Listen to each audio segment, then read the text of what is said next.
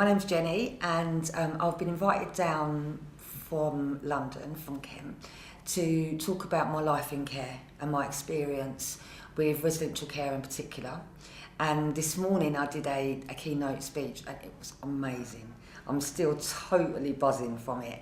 Apparently, and I'm going to put this in there, it was the first standing ovation in all the years of your conferences.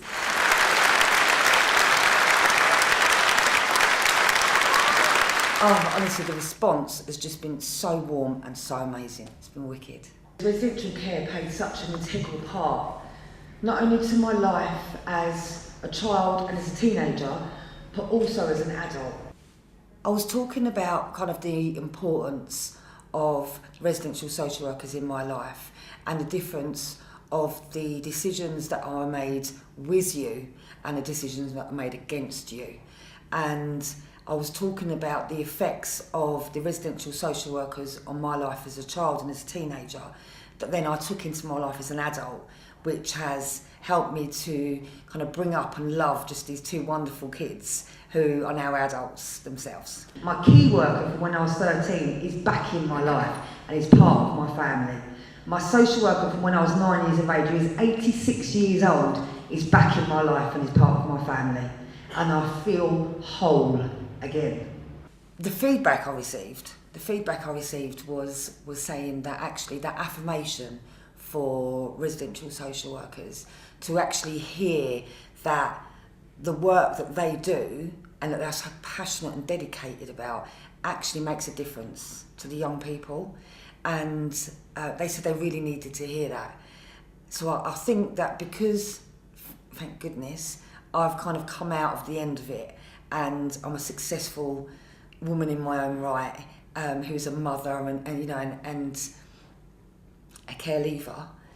I think that it kind of strives them to carry on doing the really difficult job that they're doing.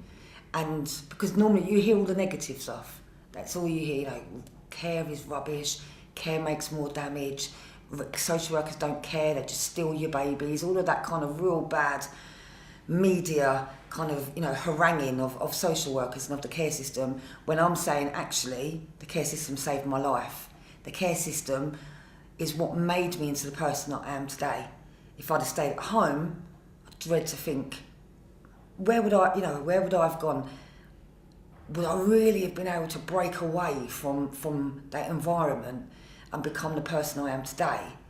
Or would I have just carried on the cycle and ended up like my own parents, and then there would have been a third generation in the care system? So I think that's kind of what struck chords, really.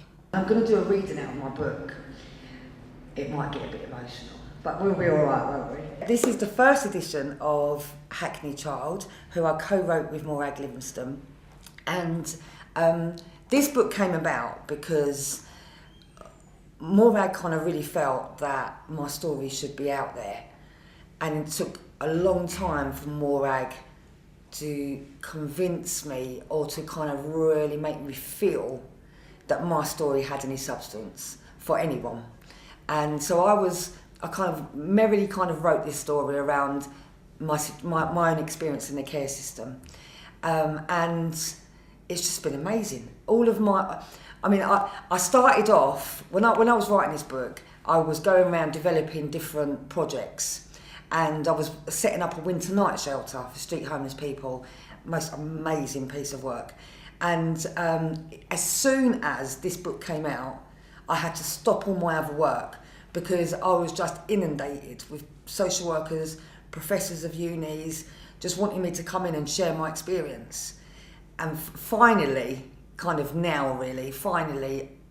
get it. I get what people want from me and why they enjoy it, because not many of us are in the position that we can reflect back as care leavers. We can reflect back and really kind of share our experience in such an analytical way and in a way that is so real.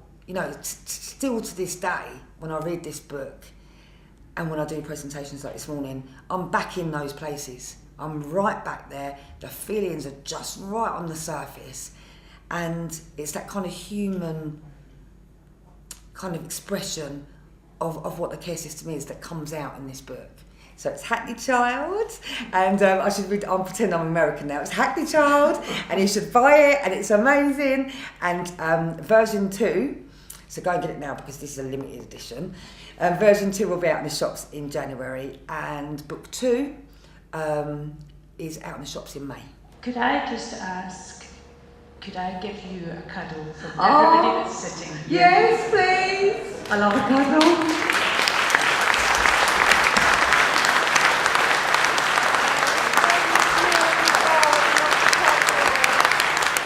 Do you know, I just want to say, I have been treated with such amazing compassion and warmth by the Scottish people that I've met throughout this conference. I'm not kidding with you. I want to move to Glasgow. End of story. So if there's anyone on there who wants to buy me a house in Scotland, I'm kidding. But I do, seriously, I've had the most wonderful time, and I've just been kind of picked up by all these social workers and just kind of held throughout this conference, and I've had an amazing time. And every time I do something like this, I heal just that bit more, and I've had a brilliant time, and thank you.